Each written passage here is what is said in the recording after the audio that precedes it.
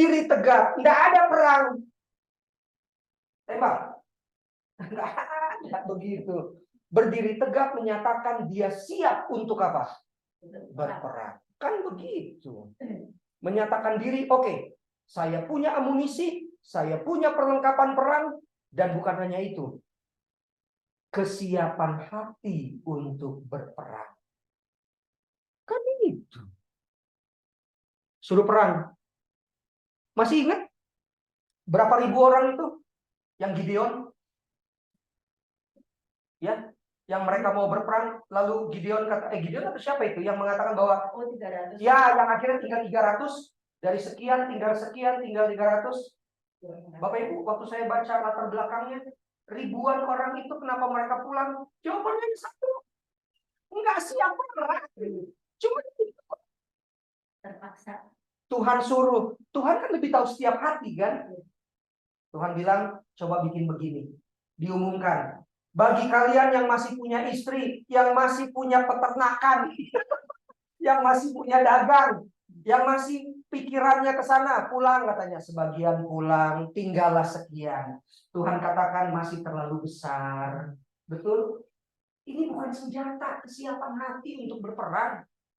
Lalu yang terakhir Tuhan bilang apa? Suruh mereka minum. Yang minum seperti anjing disuruh pulang. Yang minum dengan tangan, itulah yang dipakai Tuhan. Saya penasaran. Kenapa minum kayak anjing? Tahu minum kayak anjing? Posisinya kayak anjing. Gitu loh. Disuruh pulang. Kenapa yang pakai tangan dipakai Tuhan? Dan jumlahnya berapa? 300. Rupa-rupanya catatan sejarah menyebutkan mereka itulah yang siap sedia untuk berperang. Kenapa? Ketika dia mengambil air di tangannya untuk minum, matanya jelalatan melihat di mana ada musuh. Oh, itu maksudnya. Tapi kalau dia minum seperti anjing, iya, konsentrasinya tidak melihat musuh di mana.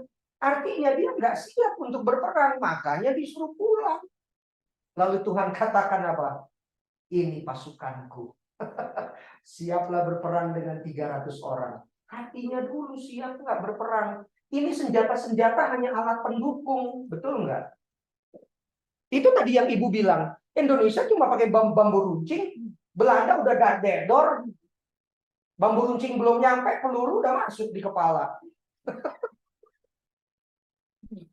Sebab itu berdirilah tegap, berikat pinggangkan kebenaran, berbaju jirakan keadilan, berkasutkan kerelaan, gunakan perisai iman, ketopong keselamatan, pedang roh dan berdoa. Ini semua alat pendukung Bapak Ibu. Alat pendukung yang mendukung manusia yang tidak punya kemampuan kehebatan apapun. Oleh sebab itu, mari Bapak Ibu kita lihat ini. Efesus ini perbandingan. Efesus 6 ayat 10 sampai 20 seperti itu. Roma 13 ayat 11 sampai 14 mengatakan bangunlah. Orang kalau bangun berdiri enggak? Nah iya, mari kita bangun berdiri, kita bangkit berdiri katanya. Kan udah disatukan itu kan. Kalau bahasa 1 Tesalonika berjaga dan sadar katanya. Itu semua siapa yang tulis tuh? Paulus kan, semua dia yang tulis kan. Mau Efesus, Roma, 1 Tesalonika, itu semua Paulus yang tulis. Bahasanya aja yang berbeda. Di Roma dia katakan perlengkapan senjata perang. Kalau di 1 Tesalonika dia katakan baju jira, ketopong. Tapi di Efesus lebih lengkap. Bapak Ibu, lihat komentar yang saya berikan di bawah. Semua ini memperlihatkan keadaan gagah perkasa. Siap berdiri untuk berperang. Seakan tidak mudah diserang oleh iblis sekalipun. Serangan-serangan iblis tidak akan tembus. Justru sebaliknya kita akan menyerang iblis. Atau setidaknya bertahan. Kemenangan pasti di tangan. Pekik merdeka pasti dikumandangkan. Realitanya tidak begitu Bapak Ibu. Realitanya nggak begitu. Kita kalah dalam pertarungan setiap hari. Tinggal dilihat presentasi mana yang lebih besar. Kita memenangkan pertarungan itu atau kita kalah dari pertarungan itu. Betul apa betul? Iya. Lawan kita siapa? Iblis. Yes, yang jauh lebih hebat. Strategi perangnya sudah ribuan tahun. Sebelum dunia ada, sebelum Adam dan Hawa ada, dia sudah ada. Terus kurang hebat apa setan? Bapak Ibu lihat ini. Pada zaman Rasul Paulus, bangsa Romawi merupakan negara yang terkuat dengan wilayah kekuasaan yang luas. Salah satu wilayah yang dijajah adalah Israel. Jadi, perlengkapan senjata yang Paulus gunakan sebagai kiasan bagi jemaat Efesus adalah perlengkapan senjata tentara Romawi yang setiap hari dilihat oleh masyarakat saat itu. Bapak Ibu waktu lihat gambar ini, coba lihat di mana kelemahannya. Ada saja, pasti ada saja kelemahannya. Tapi maksud saya, secara umum, overall, coba lihat di mana kelemahannya. Nggak ada. Ya, makanya saya bilang ada aja. Mata, jidat, bener nggak yang kosong, kena bisa aja dia tusuk di situ kan. Ada saja.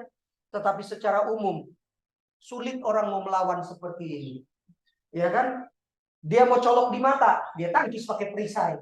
Dia mau colok di bawah, dia tangkis pakai perisai. Waktu ditangkis ini mati. Mati itu orang. Hebat. Tapi percayakah Bapak Ibu? Tidak cukup.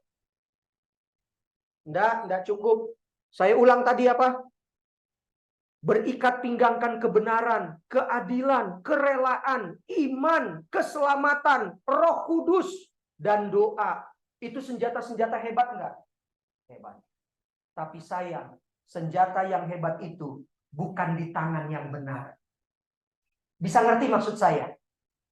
Kita gunakan itu di dalam kemanusiaan kita yang tidak hebat. Yang hebat senjatanya, bukan orang yang menggunakannya. Saya mau tanya, pisau kecil di tangan Randy yang hanya orang biasa, bandingkan dengan di tangan seorang chef yang luar biasa. Nah, pisau kecil yang sama. Tapi buat seorang chef, itu menghasilkan makanan yang luar biasa. Alkitab di tangan pendeta Budi dengan Alkitab di tangan setan. Saya mau tanya, hasilnya beda nggak? Bapak Ibu harus ngerti maksud saya. Jangan Bapak Ibu pikir setan nggak baca Alkitab. Setan baca Alkitab. Lalu saya baca Alkitab mau lawan setan. Keok saya. Lawang Yesus saja dia tahan. Bukankah ada tertulis, maka malaikat-malaikatmu akan menatang engkau supaya kakimu tidak terantuk dengan batu. Saya baca Alkitab, dia itu Alkitab. Lalu saya yang baca Alkitab mau coba-coba lawan setan. Ini jadi menarik. Saya sudah katakan tadi, berdiri tegap, berikat pinggang kebenaran, berbaju jira keadilan, berkasut kerelaan, gunakan perisai iman, ketopong keselamatan, pedang Roh Kudus, berdoa, top margotop. Tapi sayangnya, semua senjata yang hebat itu berada di tangan yang tidak hebat. Kalau begitu, apa yang harus kita lakukan? Ini dia, Bapak Ibu. Muncul satu pertanyaan besar. Apakah seluruh perlengkapan perang itu mampu menahan serangan gempuran iblis? Jawabannya, tidak. Nah, saya mau tanya, tadi pagi berdoa? Tapi jatuh juga dalam dosa nggak? Jatuh juga baru berdoa. Udah kibulin orang. Berdoa semalam suntuk. Iya kan? Oh iya kan, berdoa berantai kan? Jam 1 keluarga Pendeta Budi, jam 2 keluarga Pak Agus, jam 3 semalam suntuk tuh. Wah, berdoa. Paginya jatuh juga nggak? Jatuh juga. Lihat itu, kurang hebat apa senjata yang Tuhan punya? Kebenaran, pedang roh, wah segala macam hebat lah pokoknya. Mari kita belajar dari realita hidup. Mari kita buka Alkitabnya. Mari kita buka 1 Samuel 17. Bapak Ibu, waktu saya dapatkan pasal ini pasal yang biasa tetapi menjadi luar biasa. 1 Samuel 17.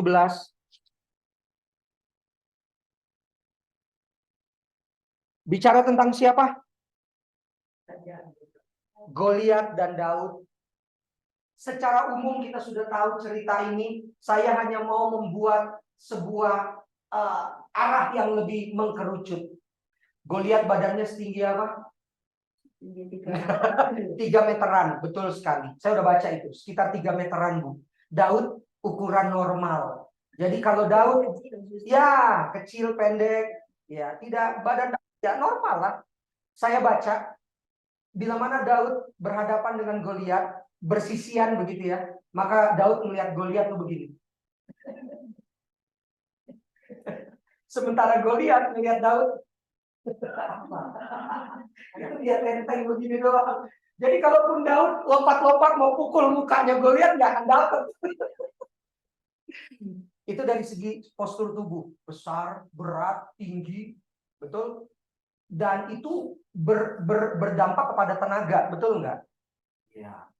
Daya pukul petinju dengan daya pukul saya akan berbeda. Petinju biasa pukul, dia akan coba pukul apa aja untuk mengukur kekuatannya. Saya bisa pukul, tapi daya kekuatan pukulan saya akan jauh berbeda dengan petinju. Betul kan ya?